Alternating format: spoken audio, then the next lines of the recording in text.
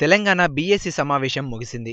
మొదట 13 వరకే సమావేశాలు నిర్వహించాలని అనుకున్నప్పటికీ 14వ తేదీ వరకు నిర్వహించాలని సమావేశంలో నిర్ణయించారు. రేపు, ఎల్లుండి ఉదయం 10 గంటల నుంచి సాయంత్రం వరకు సమావేశాలు జరుపుతారు. 13వ తేదీ సాయంత్రం తెలంగాణ ముఖ్యమంత్రి కేసీఆర్ సభలో ప్రసంగిస్తారు. 14వ తేదీ సాయంత్రం హిమాచల్ ప్రదేశ్ మృతులు, అమరవీరులకు సంతాపం తెలియజేయనున్నారు. అంతేగాక పోలవరం ముంపు మండలాలను తెలంగాణలో కలపాలని తీర్మానం చేయనున్నారు.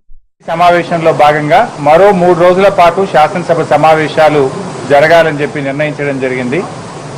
12, 13, 14 3 రోజుల పాటు శాసనసభ సమావేశాలు కొనసాగుతాయి. శాసనసభలో రేపు ఉదయం డిప్యూటీ స్పీకర్ ఎన్నికపై ప్రకటన చేయడం, తదనంతరం డిప్యూటీ స్పీకర్ గారిని అభినందించి గవర్నర్ ప్రసంగానికి ధన్యవాదాలు చెప్పేటువంటి తీర్మానం మీద శాసనసభలో చర్చ ప్రారంభమవుతుంది.